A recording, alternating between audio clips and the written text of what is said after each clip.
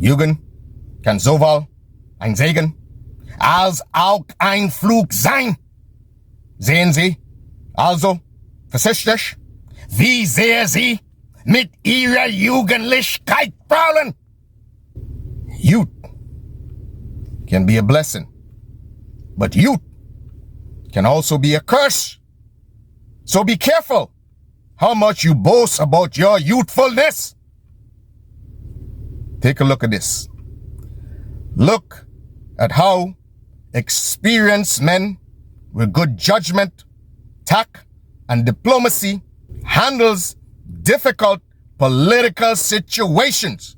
Not with arrogance, not with impulsiveness, but with calm and with determined resolve to get the problem solved in the best economic interest of the nation.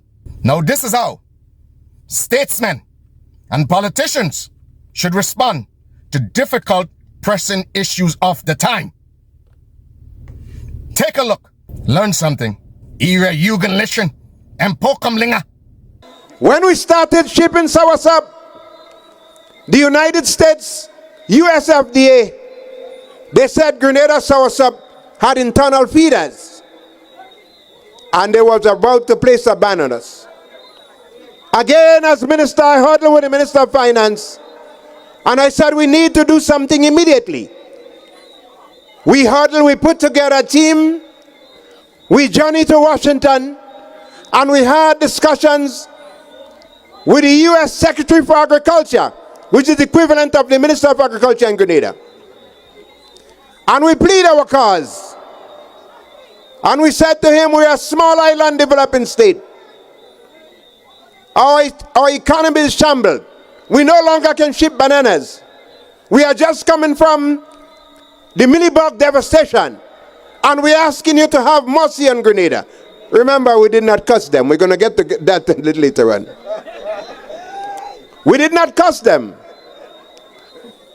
And when the U.S. Secretary of Agriculture looked us in the eyes and he said, "What do you want from me?"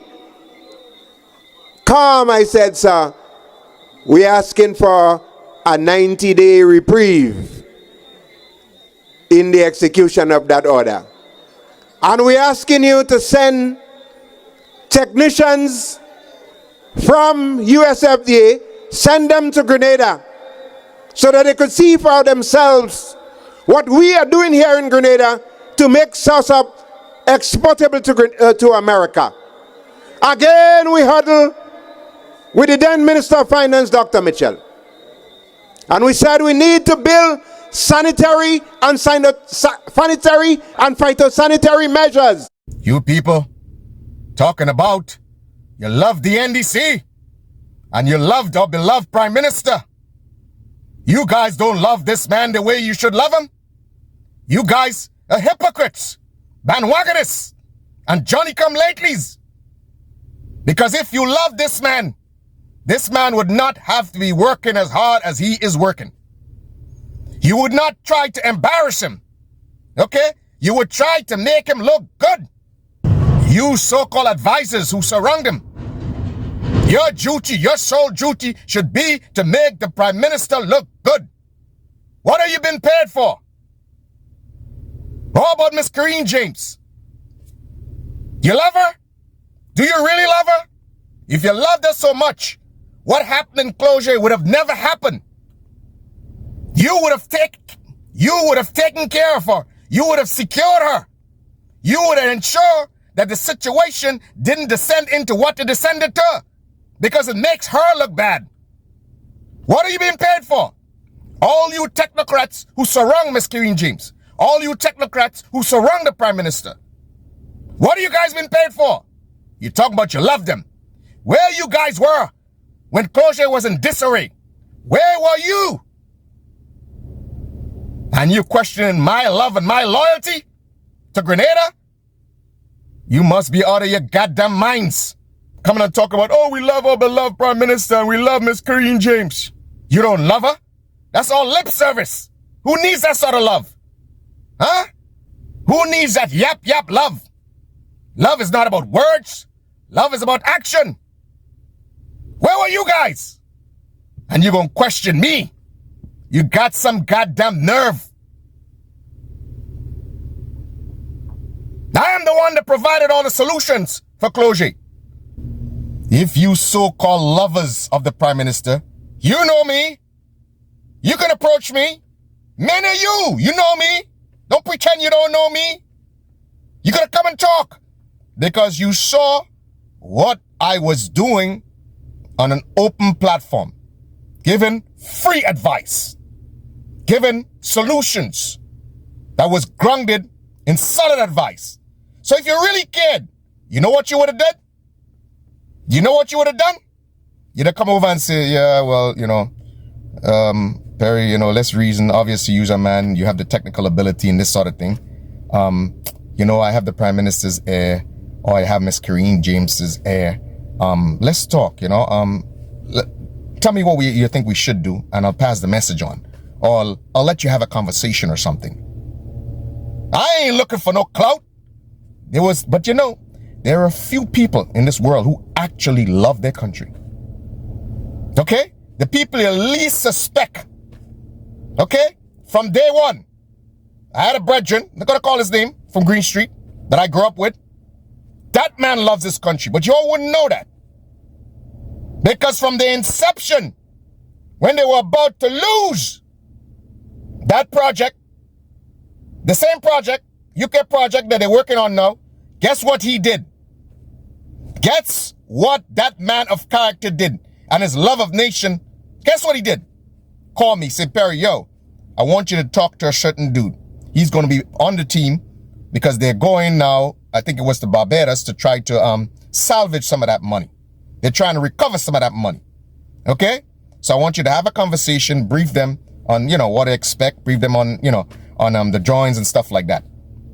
I spent hours upon hours upon hours talking to that gentleman. Okay? Briefing him from A to Z. And then guess what? He was grateful personally. But guess what? They went to Barbados or wherever they went, and they were able to recover some of the money. So you guys can't tell me nothing. And you questioning my loyalty and my love of country? You must be out of your goddamn minds. While you little punks on Facebook talking a set of nonsense and running up and down and talking a set of crap and thinking that's how you show your love to country? Or you think that's how you show your love to the NDC? You do more goddamn harm than good, people. You sensationalist little punks do more harm than good. I'm telling you that. You do more harm than good. You wouldn't know that. I didn't have to tell you guys that. But I'm going to say it now. So you understand my mission. It's about Grenada and the upliftment of Grenada.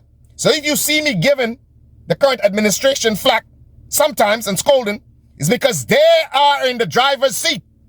You want me to give NMP flack? I give them flack sometimes, but how much flack can I give them? Are they in the driver's seat?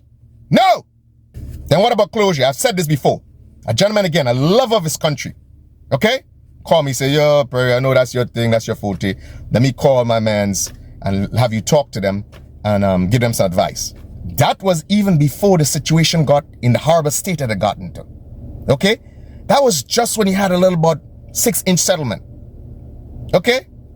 He called them. I spoke to them. Okay? I said, yo, this is the urgency of the situation. This is the urgency of the situation. You have to act now. Not later on today. Not tomorrow. Because I knew where this was heading.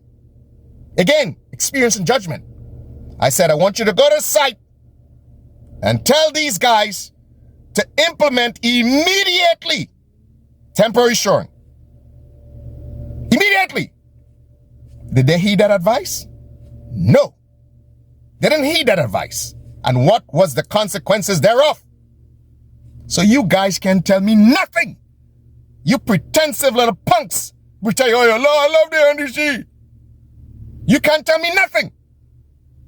That is love in word and in deed for Grenada. Okay? And now you have these, Derek Gay. And now you have these so-called consultants. After we gave them all the solutions.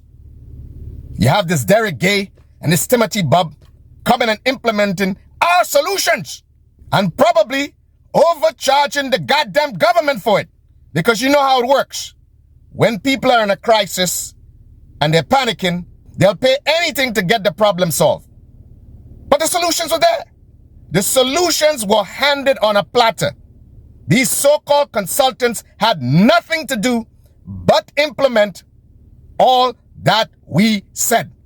And that is exactly what they're doing. As a matter of fact, coincidentally, it seems that everything that was said concerning this project is everything that Mr. Bob said when he spoke to GIS. Now that is not a coincidence. Derek Gay and Timothy Bob should be ashamed of themselves. They should give the government of Grenada a handsome discount because the solutions were handed to them on a platter. They didn't have much to do. They should do this as a civic duty. But no, you see, that is the problem. And it's something that characterizes our peeps.